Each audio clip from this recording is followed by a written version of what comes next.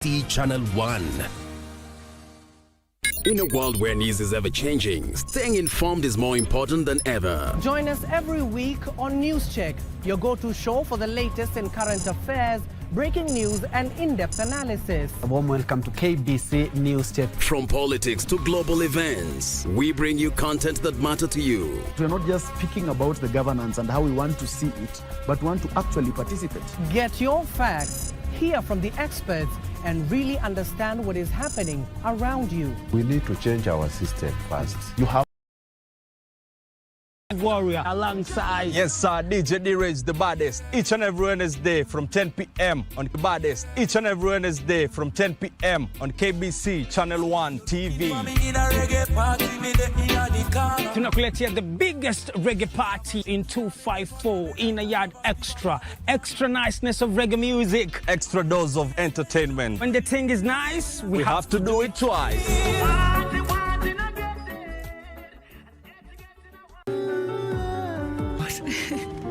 What? I can't go on fooling myself. What I want most in this world is to marry you and be your wife. What do you want? Are you going to reproach me again? I already told you that I'm going to do even the impossible. Don't you realize that it's humiliating to be begging all the time? Especially now that Lucia is back with him. What are you talking about? Did she tell you that? They're looking for Mr. Rodrigo. Who? Excuse us for interrupting, but we have with us an arrest warrant for Rodrigo Zúñiga. A warrant for me? Why is that? For the murder of Miss Ligia Cervantes.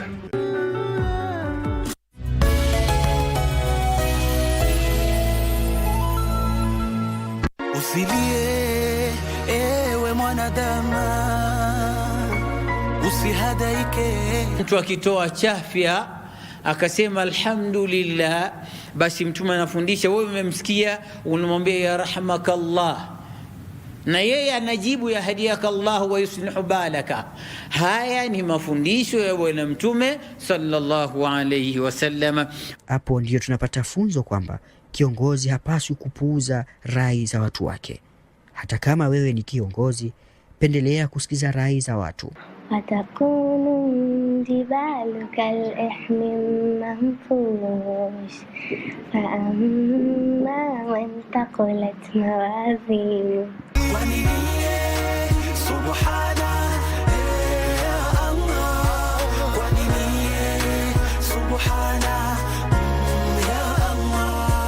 Are you a talented artist, or are you passionate about a topic you want to discuss?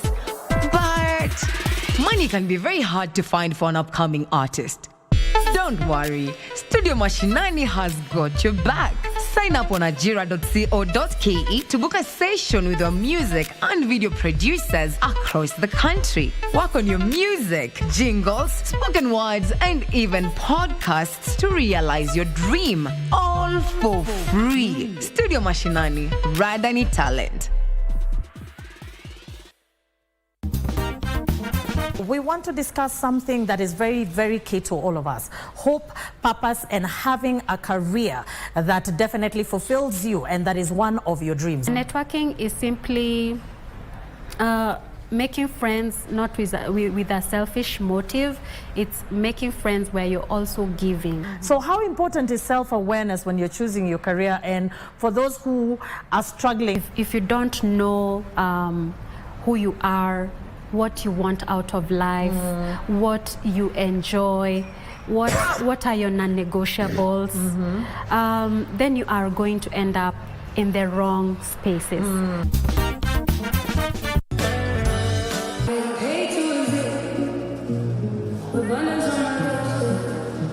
Gymnastics really inspires me to do a lot of stuff. The person that really inspired me is Simone Biles and Jordan Charles. They're my favorite gymnasts. Do you know a camel? How does a camel look like? Where does the camel live?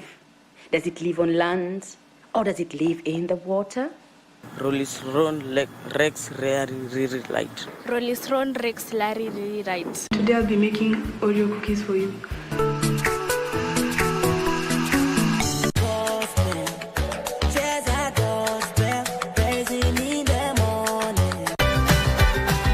wanasema siku zote wale wa kushiba huonekana kwenye sahani, wengine wakasema sinia, na kwa kweli wale wa kushiba hapa katika shule ya Bookshine tumeuona. Katika juhudi za kupunguza pengo la kijinsia kwenye elimu, kuna programu nyingi ambazo zimetengwa kando za kuangalia wanawake. Hizo programu zinasahau pia kuwa kuna vijana ambao pia wanapitia changamoto sawasawa na za wasichana. Tajeni wingi wa sentensi hii. Wingi wa sentensi hii. Chifu amemtuza. Chifu amemtuza mtawa. Chifu amemtunza mtawa. Maajabu na miujiza. Oya, mimi nimesepa watoto, twendeni kazi. Mimi nimesepa.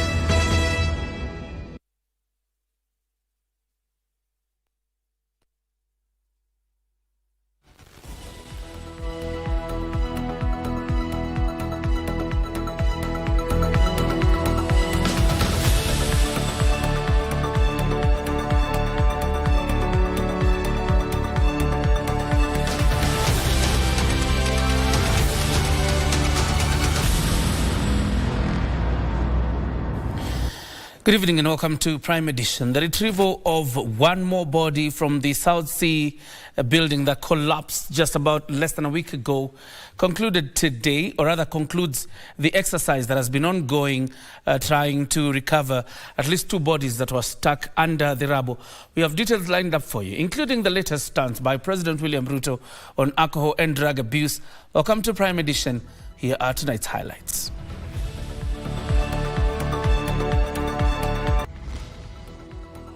Counting losses. Ramogi House traders in Nairobi count losses after a 16-hour fire consumed their business premises.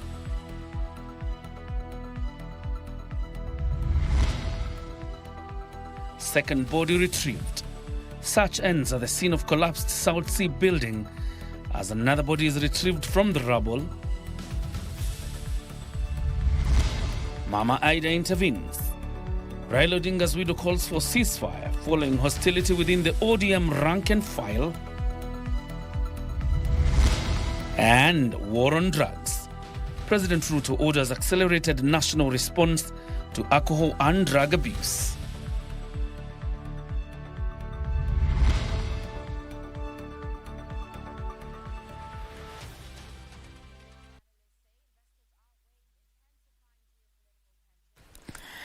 Lensa Odinga is a sign language interpreter. My name is John Jacob Kioria. You're very much welcome to this broadcast. Now, the body of the second victim of the South Sea collapsed building has been retrieved 3 days after the first was pulled from the rubble. Lands, Public Works and Housing Cabinet Secretary Alice Wahome, who was on site, has warned of tough action against those who will be found criminally culpable. Giverson Minor begins our coverage tonight with that story. After a 6-day-long search, the multi-agency team on the site on Wednesday finally retrieved the body of the second victim from the rubble of the collapsed 16-story building in South Sea, Nairobi. The National Disaster Management Unit, working alongside the Disaster Response Battalion of the KDF, Kenya Red Cross, and relevant officials from both the national and the Nairobi County government had camped on the site for days and nights, combing through stones and construction metals. While on the site, Cabinet Secretaries Alice Wahome, in charge of lands and housing, and Geoffrey Rook of public service and special programs, warned that no stone would be left unturned until the culprits responsible for tragedy are brought to book and set as an example. There are people who will have to carry the responsibility and the burden of punishment ndio wawe tu kama wawe pia funzo, and we know that sometimes the government has said we shall leave no stone unturned. This stone will have to be turned. The incident site will remain cordoned off and secured to allow for ongoing investigations and other outstanding technical processes. The Cabinet Secretary is pointing a finger to the Nairobi County government officials who allegedly approved 4 extra floors illegally. The county did the last nail, put the last nail on the, coffin. They may want to defend them, but that is an area that we shall tell the public what happened. Nasikia kuna mambo hapo ambayo ilifanyika ndio approval ipeanwe. Leaders from Marsabit County, the home to the 2 victims, led by Governor Mohamud Ali, came out to mourn with the families of the bereaved. Losing lives year after year through shoddy work is not something that can be entertained any longer. If you look at the iron bars which are there, iron rods, they are like wires and not meant for this kind of a structure. And therefore, one wonders whether the structural engineer and the contractor are actually competent, trained. Let us give proper attention to all the approvals that are given and putting into consideration the young people of this nation who work in such a place. Right now, the 2 people who have lost their lives are very young, with very young family. After a successful retrieval of the body of the second victim of the South Sea collapsed building right behind me, this particular operation has now been closed, and it's up to the investigative agencies to determine who takes the responsibility for the tragedy.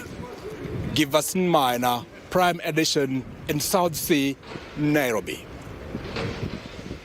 Away from that kind of disaster to another that's folding up, and President William Ruto has ordered an accelerated national response to alcohol and drug abuse in the country. Speaking after chairing a multi-agency meeting to fast-track response to alcohol and drug abuse, the president said additional officers are being deployed to the anti-narcotics unit. He also noted that the relevant legal framework will be finalized to strengthen coordination and accountability across government. The head of state said the government will take a whole-of-government approach, combining prevention, enforcement, treatment, and recovery to protect citizens and safeguard national security. In a move aimed at intensifying the war against drug and other substance abuse in the country, President William Ruto on Wednesday chaired a multi-agency meeting to fast-track response to what has become a menace in the country, especially among the youth. Mtu anauza cocaine, mtu anauza heroin. Watoto wetu wamekwisha. Na mwenye anauza, yeye mwenyewe hatumii. Watoto yake hawatumii. Lakini anauzia watoto ya watu wengine. This year is the year of liberating the people of Kenya from the yoke of alcoholism and drug abuse. The meeting, held in line with priorities set in the President's New Year's address, focused on accelerating legal, institutional and operational measures to curb substance abuse, emphasizing prevention, enforcement and rehabilitation. President Ruto directed that relevant legal framework be finalized within 10 days to strengthen coordination, enforcement and accountability across government agencies. As part of enforcement enhancement, the Inspector General of Police confirmed the identification of officers for deployment to the anti-narcotics unit, with resources already allocated for their training. Additional operational support, including vehicles, equipments, and logistics, will ensure readiness for nationwide operations. President Ruto also instructed the establishment of rehabilitation centers in all the 47 counties, with NACADA coordinating closely with the county governments. Abdiaziz Hashim for Prime Edition. And DCP party leader Rigathi Gachagua has defended his recent statements, asserting that a certain mall in Eastleigh was built using proceeds of corruption and money laundering syndicates exposed in Minnesota, the United States of America. Gachagua clarified that he never mentioned any specific mall in his remarks. Gachagua's remarks came after owners of the Business Bay Square Mall in Eastleigh petitioned the NCIC to take up the matter. Former Deputy President Rigathi Gachagua has defended himself following public backlash over remarks he made that certain individuals who own business premises in Eastleigh are involved in money laundering. Gachagua insists that he did not mention the name of any specific mall and that his comments were directed at individuals allegedly involved in fraud financial activities. Mimi nimeongea juzi ya kwamba iko mall iko Eastleigh ambaye ndio inatumika kuleta mchele kuangamiza wakulima Mwea. Nimeona wajumbe wamekutana kusema ati mimi nimeingilia hiyo mall. Mimi sikutaja jina yake, sikuwa naijua, wenyewe ndio wanataja. Sikujua mwenyewe, wenyewe ndio wanataja. Sikujua ametoka jamii gani, wenyewe ndio wanataja. At the same time, the former deputy president called on leaders from Somali community not to interpret his remarks as an attack on the entire community, saying his concerns are limited to a few individuals engaging in legal activities. Sisi hatuna shida na jamii ya Wasomali. Mtu moja akiiba, the community of Somali is innocent. You leaders from the Somali community don't profile your community. Munaingiza community kwa shida ya mtu moja kwa nini? I have tremendous respect for the Somali community. These are honorable people, very serious and honest businessmen. This comes after owners of Business Bay Square Mall in Eastleigh seek action from the NCIC over remarks by former Deputy President Rigathi Gachagua, which they say amount to hate speech and threaten national cohesion. As the debate continues, attention now shifts to whether NCIC and other investigative agencies will take up the matter, even as political leaders trade accusation over hate speech and economic crime.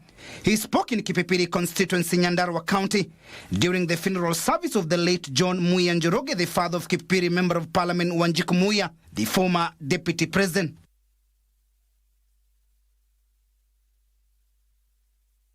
And in a bit, we'll be telling you how the birthday celebrations of the late former Prime Minister Raila Odinga, who was to turn 81 today, unfortunately died last year on the 15th of October.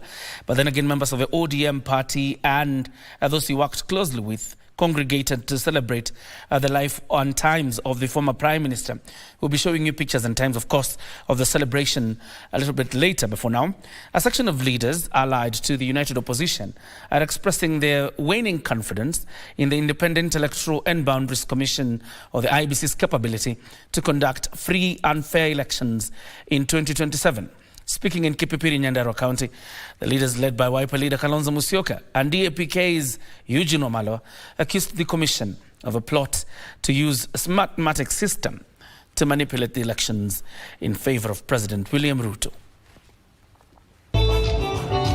The United Opposition Brigade, led by Wiper leader Kalonzo Musyoka, DAPK leader Eugene Wamalwa, and Justin Muturi of DP were in Kipipiri to attend the funeral service of John Njoroge, the father of Kipipiri legislator Wanjiku Muya. They expressed their lack of confidence in the electoral body to conduct a free and fair elections in 2027. Juzi tumekuwa na by-elections na tumepata ya kwamba the new team ya IEBC walikuwa na mtihani kidogo. Uchaguzi mdogo pale Malava, uchaguzi mdogo kule Mbere, and they failed miserably. Walikuwa na nafasi nzuri kuonyesha wa Kenya ya kwamba they can be independent.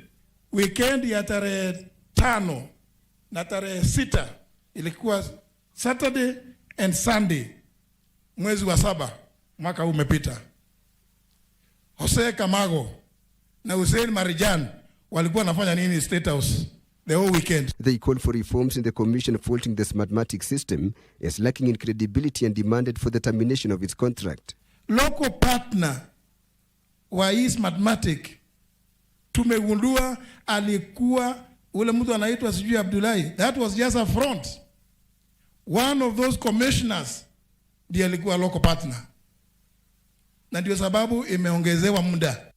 Meanwhile, a section of the UDA legislators in Kirinyaga County have dismissed calls to ditch the party, maintaining that the region will remain firmly in government to secure development and to protect the interests of its people. Sisi tunataka kukaa mahali serikali iko, mahali kuna policies zenye ziko clear, mahali kuna direction, mahali kuna vision, mahali kuna hope, mahali kuna kazi, na mahali kuko na maendeleo ya watu wetu.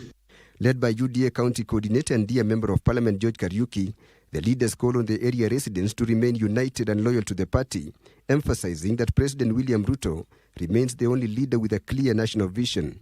Tilio Marco for Prime Edition.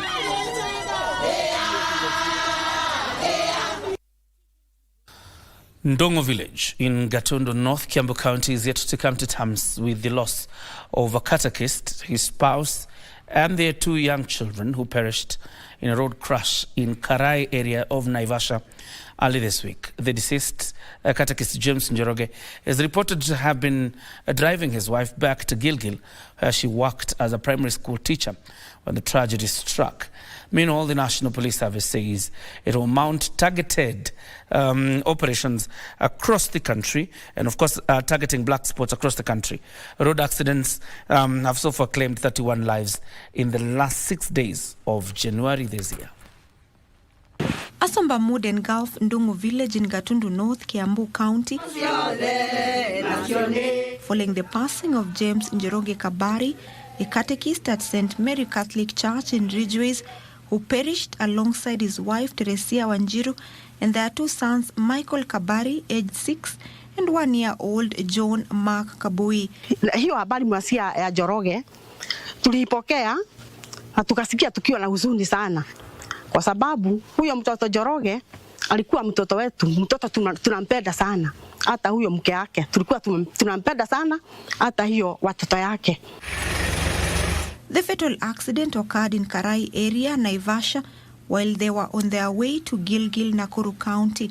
According to the family members, their deaths have left a deep void, particularly for Njoroge's elderly parents, who depended heavily on him. Hadi hiyo mtoto yangu alienda, tulikuwa tunagana vizuri sana. Anagana na mama yake, tunagana na yeye, anasema atatuletea vitu vya kusaidia sisi kama vile alikuwa anafanya kitambo. Mimi hapa nawaambia nyinyi, nilikuwa simalizi hata wiki 2 bila hospitali. Ikiwa ni Gatundu, ikiwa ni KU, ikiwa ni wapi, ikiwa ni Germany, kule Kenyatta, ilishapelekwa huko na Njoroge. And as preparation for their burial begin, the family is appealing to well-wishers for support, noting that the scale of the tragedy is overwhelming and beyond their current means. Kwa wahisani wema wale wanaweza kujitolea watusaidie kwa kuwapumzisha, kwa vile kupumzisha watu 4 familia moja ni kazi gumu. The deceased are survived by their daughter Claire Wairimu, who narrowly escaped death and is currently hospitalized at Nairobi West Hospital, Naivasha branch. Meanwhile, National Police Service has rolled out enforcement measures to curb the increasing cases of road accidents that have been witnessed since the beginning of the new year. Targeted operations will be enhanced in the country's black spots. All motorists and road users have also been urged to be vigilant, as emphasis is placed on speeding, drunk driving, unroadworthy vehicles and PSV compliance, and an intensification of breathalyzers test. Opito Chemtai for Prime Edition. That story by Opito Chemtai takes us to a very fast breather right here on Prime Edition. Don't go too far. When we come back with more news and, of course, business and sports.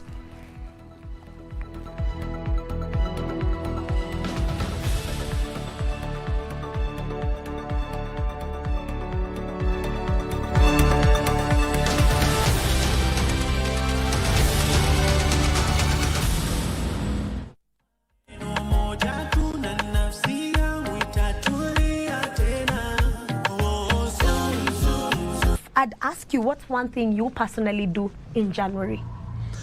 I lay the foundation for the year, and that goes beyond January. The pressure that comes with January I would say is very artificial. It's very artificial because January is not something that comes once in a while and suddenly. It's something that is very predictive. So what kind of reset actually works? It begins with a mental reset, your mindset. As a man thinketh, so is he. And that is not just cliche. Do what you can with what you have. Do what you can with what you know. Do the best that you can. I got God on my side, on my side. I got God on my side. Wamesonga, wanapita hata mto, wanapita hata majumba ya watu.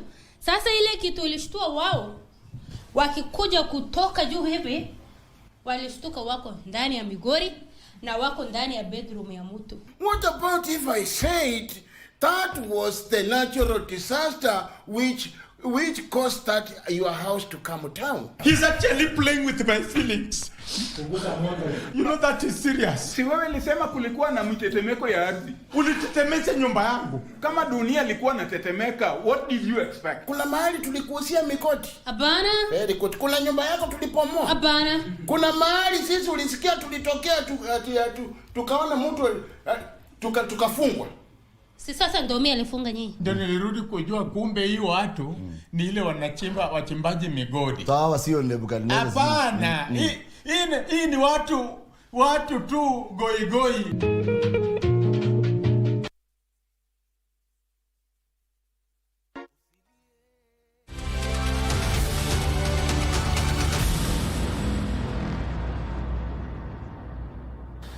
Welcome back. You're watching the Prime Edition. Now, the Kenya Union of Clinical Officers, KUKU, has accused the government of ignoring their grievances that saw them call a strike that is now on the 16th day. The workers who marched to the Ministry of Health offices on Wednesday demanding better pay, implementation of collective bargaining agreement and the absorption of the universal health coverage, UHC staff into permanent and pensionable terms. The health workers have called for dialogue with the government to resolve the ongoing strike, which has disrupted services in all public hospitals. On Wednesday, the Kenya Union of Clinical Officers marched to the Ministry of Health as the industrial action hit the 16th day.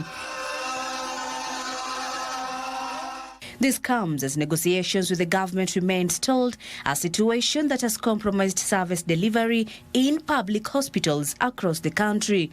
We have been dealing with only one item.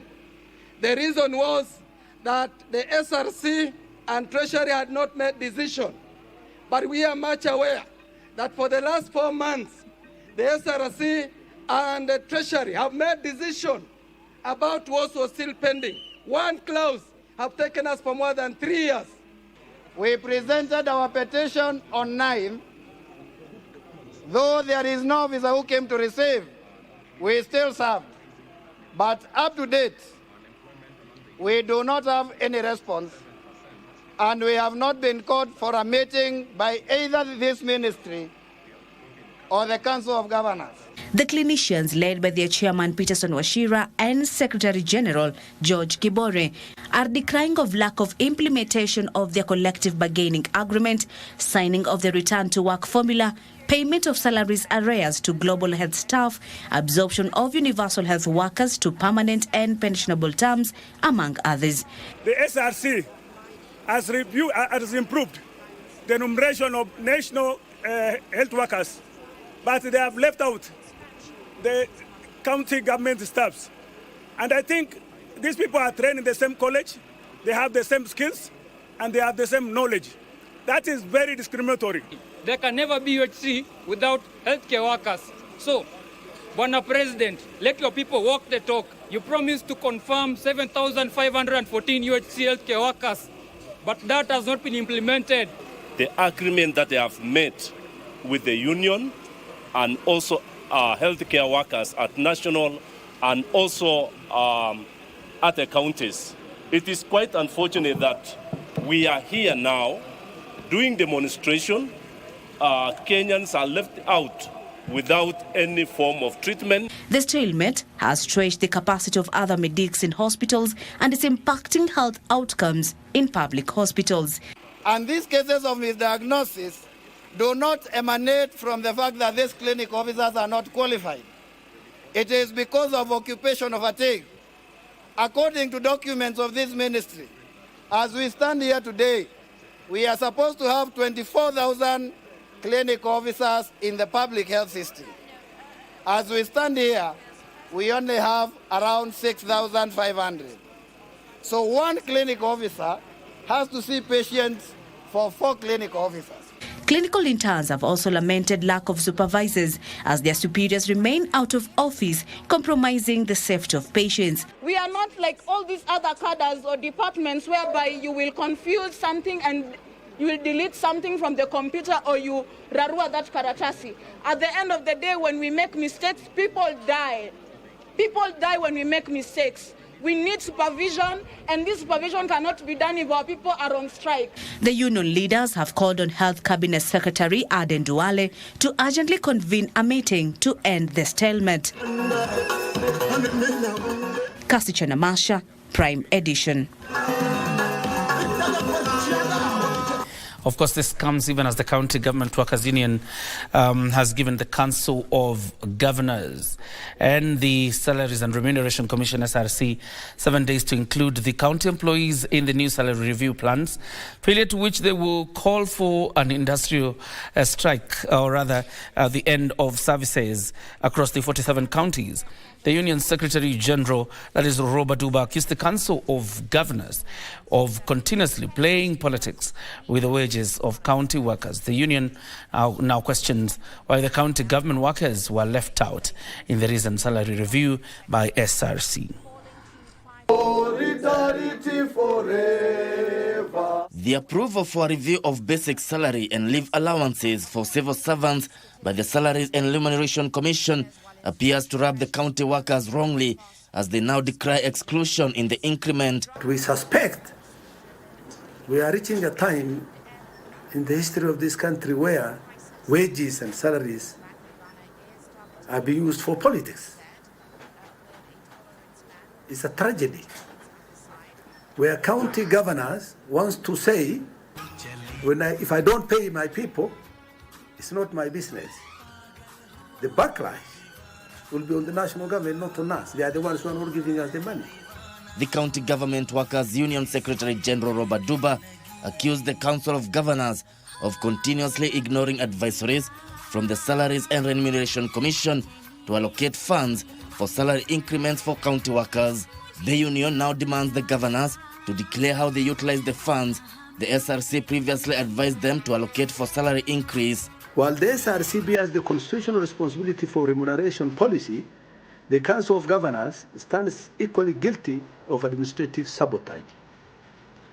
Despite receiving clear advisories and being urged by SRC to allocate funds for salary increments in their respective budgets, the COG has failed to do so.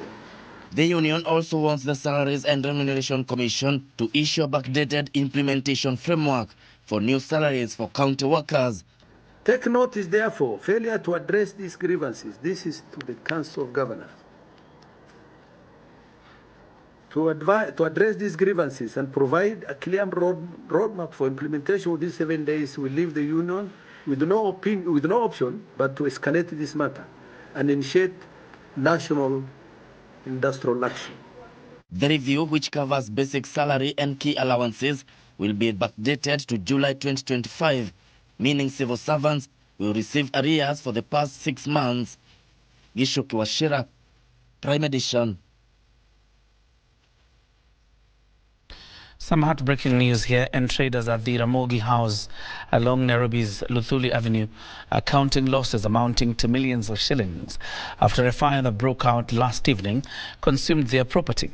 The fire that has been burning for over, or rather that was burning for over 16 hours has affected dozens of businesses in the building. Nairobi Central Area Sub-County Police Commander Philemon Nyakombo attributed the delay in controlling the fire to poor access by firefighters to the affected floors. A section of the Ramogi House along Luthuli Avenue has been in flames since yesterday after a fire whose source is yet to be established broke out. Today, smoke could be seen billowing from the building at the Nairobi CBD as firefighters did their best to completely control the flames. Unfortunately, at late night we assumed the fire is off, but later on it started again. They have been trying since yesterday, but now it's still the flame is there. Still, the flame is there, so we don't know what to do that. Police cordoned off the area as curious onlookers milled around the scene. The fire is said to have started on the first floor of the building, which houses over 70 small stalls selling merchandise ranging from electronics and mobile phones to garments. The first floor, we had over 70 stores, which are used by the traders to keep their goods, especially electronics and mobile phones. The other businesses have been affected because if you look at the Luthuli Avenue, it's temporarily closed since yesterday evening. So those stores around 100 million to 300 million has been affected so far. Those operating on the ground floor were, however, spared literally by the fire and were able to salvage their property in time. Part of the stores have been able to rescue a few goods, which we cannot be able to justify what the value. But the most of the first floor, all goods were burned. Nairobi Central Area Sub-County Police Commander Philemon Nyakombo noted that they received a report of a fire at around 5:30 p.m. on Tuesday and deployed a multi-agency response team. This operation includes the Kenya Police, the National Police Service, the Nairobi County Government, we have the Kenya Power, we have the National Disaster Management Unit, who are all working together with the business community here to try and very quickly bring this under control. Philemon noted that the first floor is heavily partitioned with metal grills, making it difficult for firefighters to access the burning stalls. They are compartmentalized by sheets of metal, and this one is becoming a challenge to get through the doors, and also given the nature of the merchandise, there is a lot of smoke. So we have also to be cautious that we do not make those fighting the fire, the firefighters, victims of the fire too. We are encouraging those who are building buildings, business premises within such areas to be able to consider accessibility in case of fire. No fatalities or injuries were reported. The cause of the fire is still under investigation. Even as efforts to combat the fire that broke out at Ramogi House in Luthuli Avenue continue, business owners are calling for measures that will help to prevent fire breakouts. For Prime Edition, I am Teresa Mutai. At a story I highlighted earlier, Mama Ida Odinga, the wife of the former late Prime Minister Raila Odinga, has called for ceasefire and an end to hostilities within the ranks of the Orange Democratic Movement.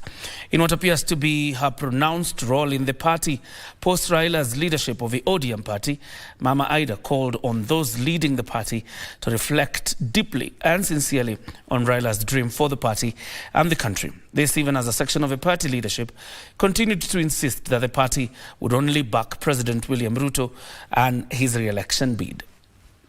Peter, on behalf of Jacob. At the current residence of the late former Premier, members elected on the party's ticket and other admirers joined family in commemorating what would have been Raila Odinga's 81st birthday. Mourned by many as the beacon of democracy, President William Ruto would be the first to celebrate Raila, even as he called on the country to espouse the values that the late ODM leader lived for. On behalf of our family, I wish to thank the President of the Republic of Kenya, His Excellency William Samoei Ruto, and the entire government of Kenya that mobilized and deployed at the service of Baba and on his death. Mr. President, we saw the hand of friendship. We felt the positive weight of government at your direction, and we are grateful. The members relishing the memory of their late party leader, whom some had known for their entire political career. Alikuwa mjumbe wa Nairobi, na ndio kwa sababu tuko hapa kumuenzi na kusema tulipoteza kiongozi wa maana katika taifa letu la Kenya, katika East Africa na Africa na ulimwengu mzima. Walking through this gate today, Mama, has been quite surreal. It is the first time since I have known this home to come here when Mzo is not here. On the backdrop of constant bickering and hostility that has rocked the party leadership in recent days, that would have been the age of Baba today. The widow Mama Ida Odinga appeared to restore calm, albeit to steady the ship. Baba ran ODM with dedication. He ran ODM with firm and fair hands. Raila ran ODM on principle of constant consultations. Mama Ida, while reminiscing on Raila's leadership at the helm of the party, invited those in the leadership of the party for a moment of selfless reflection. It is my wish that we can preserve the party in his honor as a matter of service to our country. Another celebration of Raila's remarkable life was being held in Kilifi County, led by Mining Cabinet Secretary Hassan Joho and Mombasa Governor Abdul Samad Nasir, who doubles up as the ODM party leader. Ukifata sera na siasa ya Raila Amolo Odinga, alikuwa na marafiki na washirika na wafuasi hasa katika jimbo la Pwani chini mashinani. Governor Nasir led delegates from the coast region in declaring support for President William Ruto's re-election in the 2027 general elections. Kama vile nyinyi muko na njia na muko na uhuru wa kuzungumza yale mnaoyataka, na sisi tunawaambia kuweni na uhuru kuyasikiza yale ambayo kwamba ni yetu. Ikiwa chama cha ODM hakitapewa Ali Hassan Joho, sisi wa Coast, we have to champion another political pathway.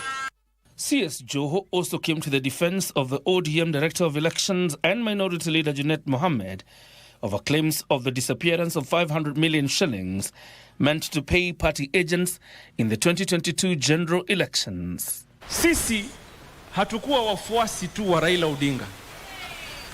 Sisi tulikuwa washirika muhimu wa Raila Amolo Odinga. Sisi tulikuwa washirika muhimu sana.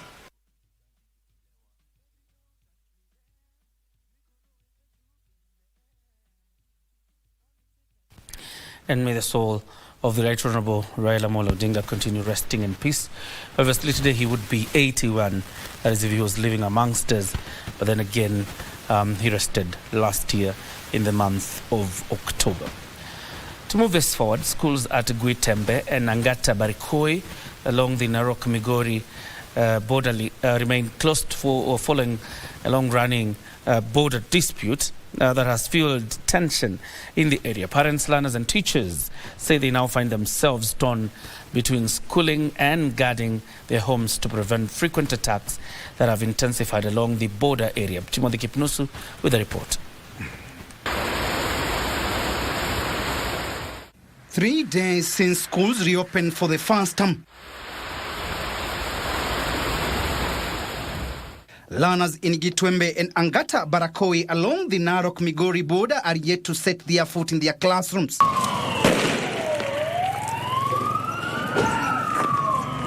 Heavy presence of police in patrol is what welcomes one here.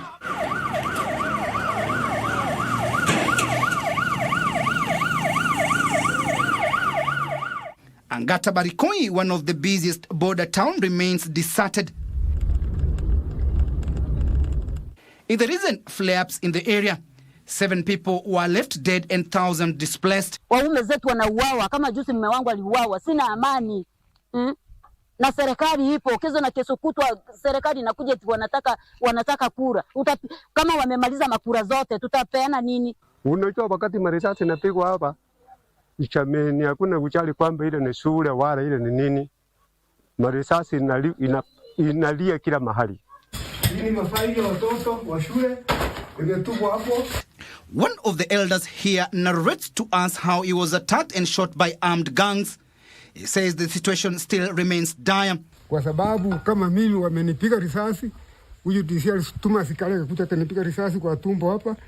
Ndio hii alama mahali iliingia, akacross hivi. Hii ni operation nilifanywa hapa. Na risasi nyingine walinipiga kwa mkono. Ndio hii hapa.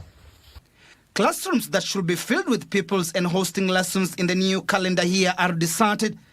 Inauma sana. Yaani unaona madarasa kama hivyo wanafunzi wako, madaktari tutatoa wapi? Wanafunzi ndio tunategemea wakuwa madaktari, walimu wafunze watu. Mkapenda mtusaidie, unaona maklasi kama hizi ziko empty. Hakuna, na tunategemea wanafunzi wataingia lini. Men could be seen armed with arrows to protect themselves and their property.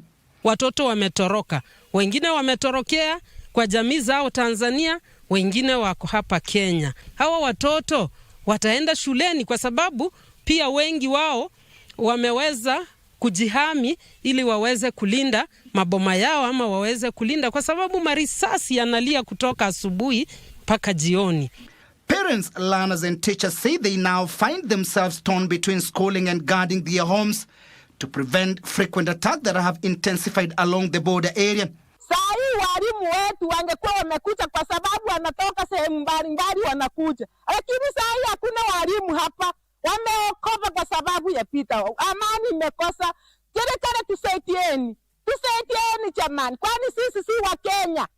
The residents are calling on government agencies to urgently intervene and find a lasting solution to the conflict. Unauma kwa sababu watoto wetu wanakaa nyumbani na sasa watoto wengine wanaendelea masomo shuleni. Na sio wakati ya raundi moja, kila wakati, kila wiki, kila mwezi. Shida hiyo haimaliziki. Marisasi inapigwa hapa usiku mchana.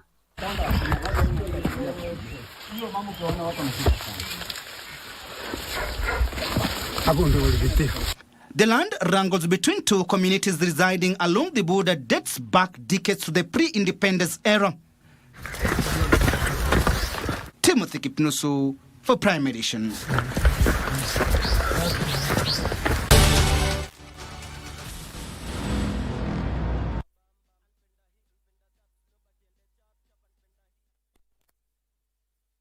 Usilie, ewe mwanadamu, usihadaike. Mtu akitoa chafya akasema alhamdulillah, basi mtume anafundisha, wewe umemsikia, unamwambia ya rahmakallah, na yeye anajibu ya hadiyakallah wa yuslihu balaka. Haya ni mafundisho ya bwana mtume sallallahu alayhi wasallam. Hapo ndio tunapata funzo kwamba kiongozi hapaswi kupuuza rai za watu wake. Hata kama wewe ni kiongozi, pendelea kusikiza rai za watu. وتكون جبال كالإحم المنفوش فأما من ثقلت موازينه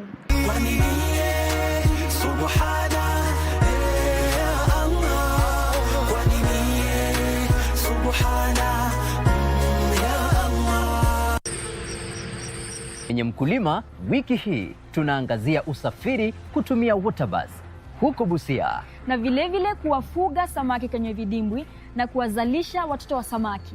Kwa sababu ya sisi kuwa beach ambayo inadili na mambo ya samaki, wateja wakikuja kununua samaki wananunua nyanya, onion, unga, mahindi. So imewapea a very upper hand, especially kwa wenzetu ambao wanaleta bidhaa kutoka Uganda. Ungana nasi Jumamosi saa 10:30 hapa KBC Channel 1 kwa mseto kamili wa kilimo.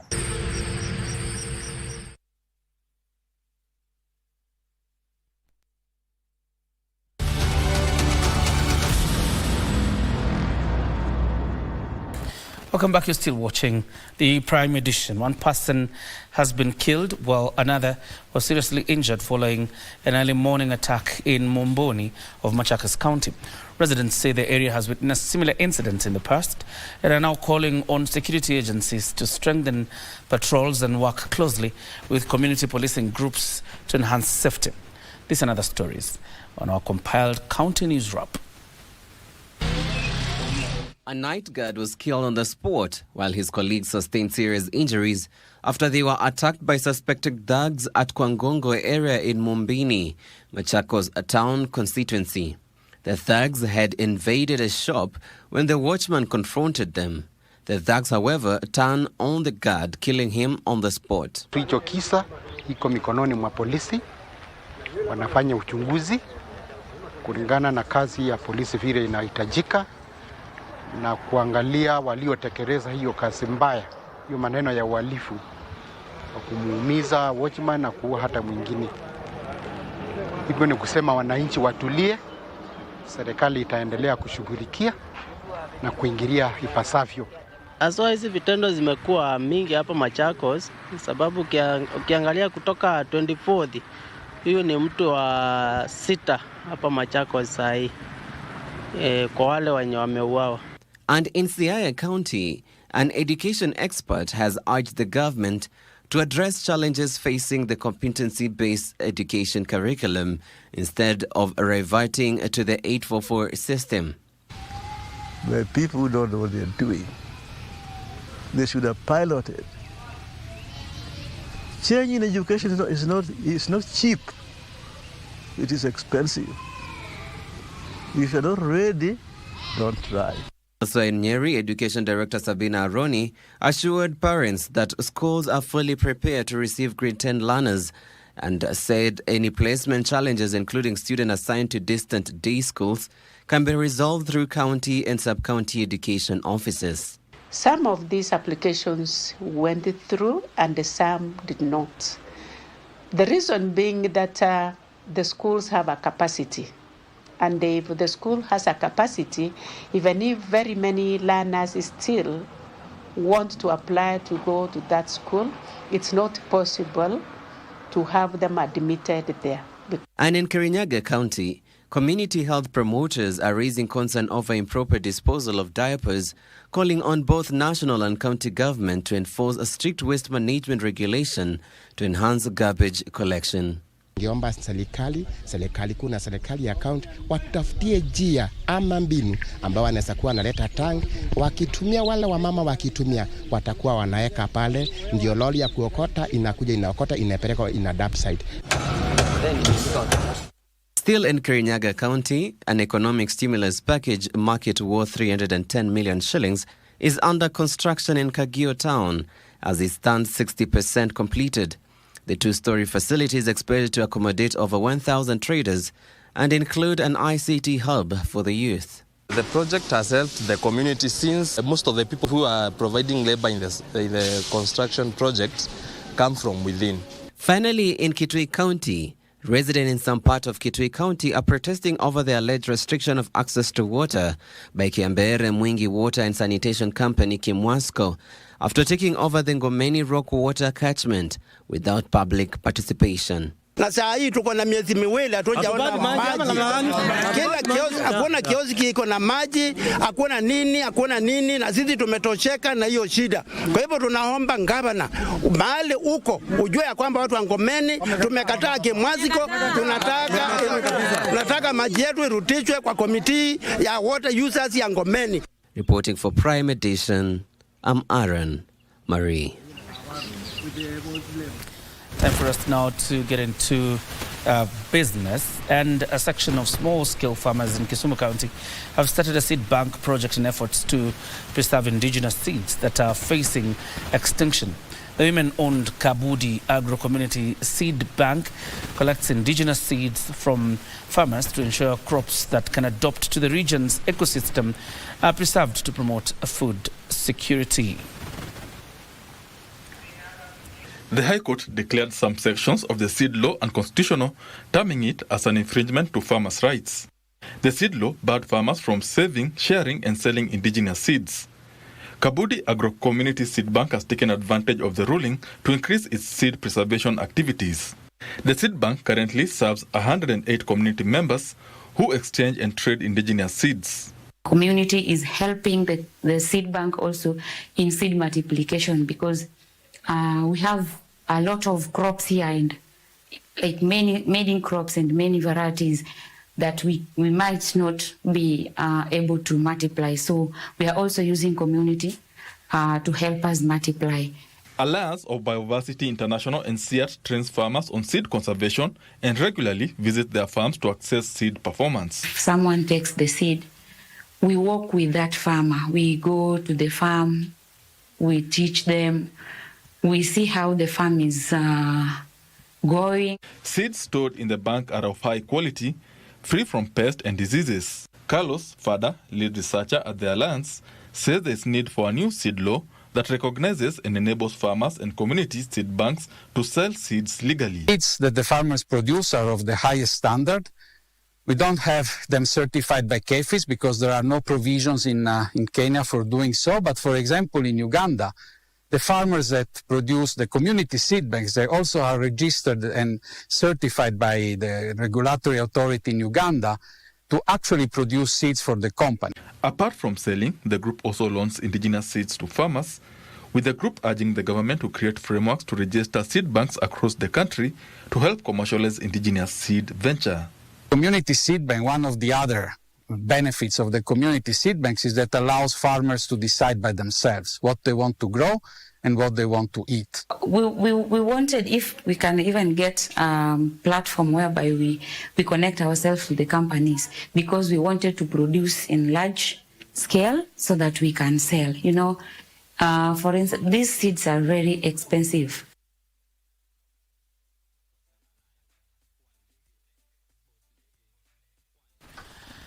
Kioria County Government has intensified farmer trainings and extension services aimed at increasing agricultural production and improving incomes for smallholder farmers. The County Governor, Anne Waiguru, says the steady gains being recorded across the agricultural sector are as a result of deliberate county investment in capacity building and extension services. She noted that through county-led trainings, farmers are being equipped with the practical skills in animal breeding, nutrition, risk management and market access, with the aim of transforming farming into a profitable enterprise. Dairy farming is also a significant sector in Kirinyaga, and farmers have been supported by improving cattle breeds through artificial insemination, enhancing animal feed production, disease control, capacity building for dairy cooperatives and extension services. The dairy production has increased from 2.5 liters per cow to 7 liters per cow daily, translating to an annual production of about 86 million liters of milk, worth 3.1 billion shillings annually. Come to realize that there is a very big gap. Our farmers are willing to produce more milk from their cows. Unfortunately, when it comes to feeding and genetics, they are not able to do it. So we have come to train them on how to get good breeds and also to feed them with quality mineral supplements. Hapo katika project ya NARIC tuliweza kupata wakulima wadogo ama wanarika walipata nafasi ya kuweka kuku, na kutoka kwa hiyo project wengi wakaweka kuku zao kwa manyumba zao, na sasa hivi wanaweza kujifunia juu wanapata kila siku kitu, kama kuna wenye wanauza mayai na kila siku mtu anaingiza pesa kwa mfuko.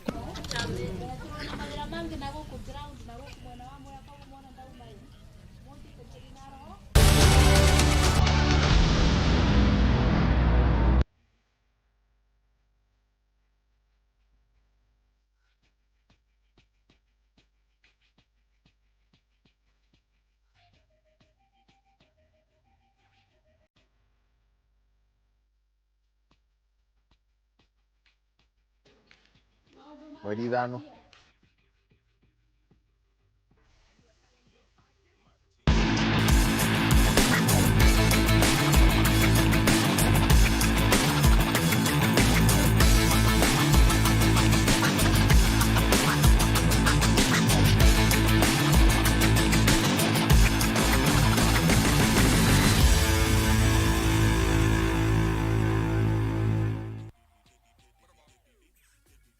A very good evening to you. My name is Daniel Wahome. Welcome to Prime Edition Sport. The National Olympic Committee of Kenya has today launched a new athlete sponsorship program aimed at ensuring Kenyan athletes are fully supported on their road to the Olympics. 8 athletes have already been selected for the first program and include, among others, tennis sensation Angela Okutoi, Africa fencing champion Alexandra Ndolo, and Africa beach wrestling bronze medalist Makabila Matayo Matonya. They will benefit from a structured financial and technical support program covering competition exposure and athlete welfare as Kenya starts preparation for the Los Angeles 2028 Olympic Games. In a move designed to eliminate financial and structural barriers to Olympic success, National Olympics Committee of Kenya has officially launched the Individual Athlete Scholarship Program, a targeted sponsorship initiative under the International Olympics Committee's Olympic Solidarity Framework.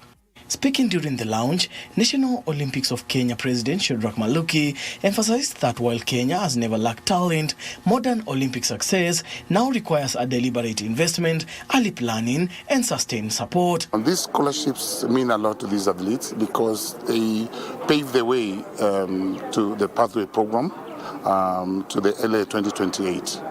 These scholarships will be supporting individual athletes to practice, to ensure that the requirements or whatever they need in terms of financial support, it's provided by NOC. The scholarships are meant to ensure athletes no longer rely on chance, personal sacrifice, or last-minute preparations to compete at the highest level. 8 athletes have been selected as the first beneficiaries of the sponsorship program.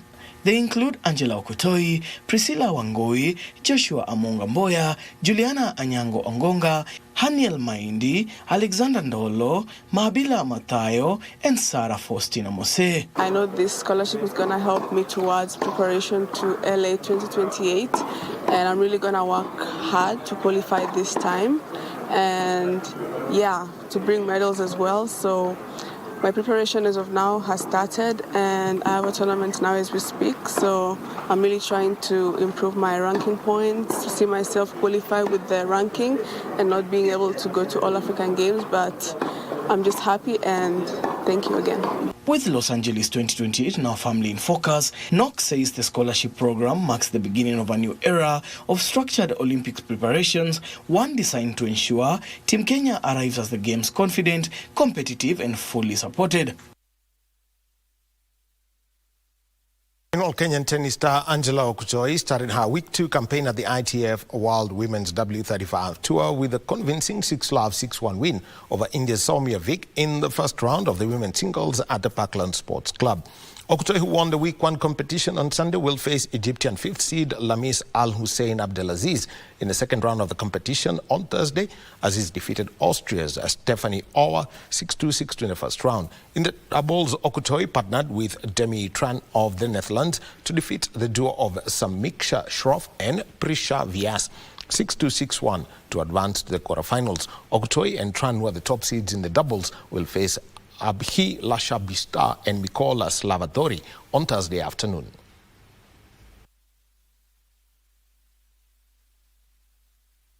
To be able to secure my spot, I'm really trying to improve my ranking to be inside top 400, and hopefully I qualify with the ranking and not being able to need to go to All African Games. That's my main goal. But if it doesn't work, which I know it will work, my goal will work. If not, I'm trying to see myself winning the All African Games once again and breaking top 400, and why not 100? Yeah.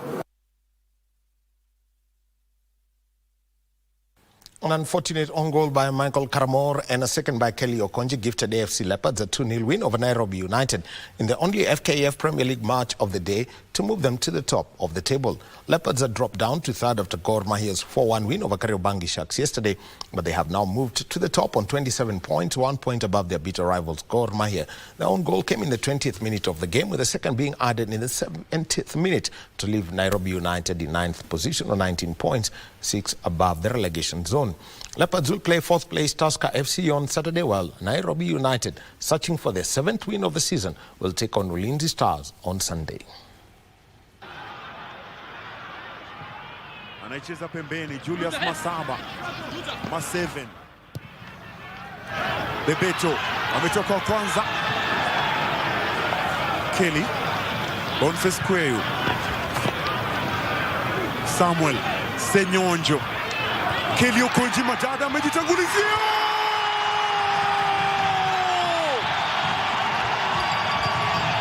Kelly Okonji Madada anabebwa juju. Defending champions Cote d'Ivoire and two-time winners Algeria progressed to the quarter-final stage of the 2025 Africa Cup of Nations after defeating Burkina Faso and the Democratic Republic of the Congo respectively in the last 16. Sean Moya with the story. Ivory Coast, who are seeking to defend their continental title, overwhelmed the Stallions of Burkina Faso as Amad Diallo opened the scoring in the 20th minute before Yan Diomande added the second in the 32nd minute to head to halftime with a 2-0 lead.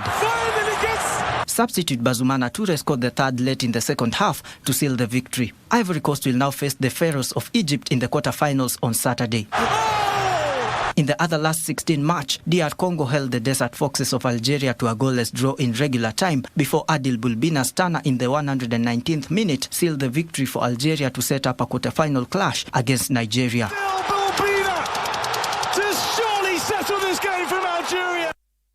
And over to Europe, where Nottingham Forest fought back from a goal down to claim a vital 2-1 victory over West Ham United at the London Stadium in the only English Premier League match played last night. And away in Italy, Juventus, Roma and Como all registered clean sheet wins in their respective Serie A matches. Gibbs White composes himself, addresses the ball, sends it low down the middle, and Nottingham Forest have turned it around to lead by 2-1. In the Italian Serie A, Juventus recovered from their disappointing draw at home against Loli Lecce with a commanding 3-0 victory at Sassuolo. Looked to me like Tadic Muaremovic got the final touch on that. McKennie drops to David. Good ball again to Miretti. Miretti through on goal. And Miretti has Juventus second. David. Big chance for Jonathan David. And he has scored. And the Fire strikers Ivan Ferguson and Artem Dovbyk stepped up with precious goals to guide Roma to a 2-0 victory over Lecce. Pizzilli, and in. Dovbyk's claiming it. Pizzilli firing it across. And Dovbyk. And Como marked their third consecutive win without conceding a goal by thrashing Pisa 3-0 at the Stadio Romeo. A chance to run at Torre. This is Duvikas for 2-0. And surely the points now are Como's. Duvikas looked like he was pulled, and referee Pareto points to the spot. A yellow card for Coppola. Duvikas. And sends Shempa the wrong way. That's it. 3 goals. And so that's the sport for tonight. Remember, we're keeping up with Angela Okuto's story at the Nairobi W35 tour. She plays in the round of 16 tomorrow and also in the quarterfinals of the doubles. Story that we'll keep tabs on. And for the weekend, World Cross Country Championships. Over to you, JJ. Absolutely. Thank you very much, Ohome, for the news, for the sports news. And of course, tonight there are a few fixtures on the English Premier League. Be sure to catch up that action and the news tomorrow. Thank you for keeping us company. My name is John Jacob Kioria. Thank you very much for joining us tonight. Have yourself a good night.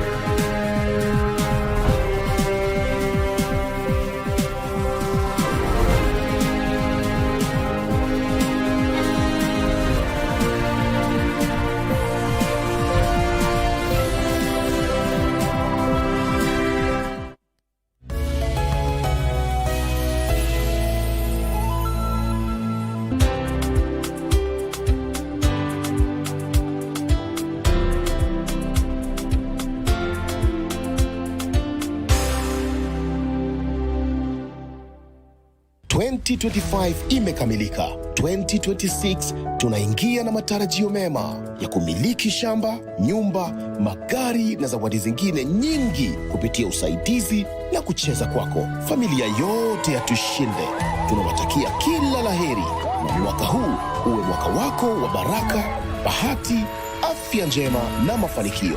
Happy New Year.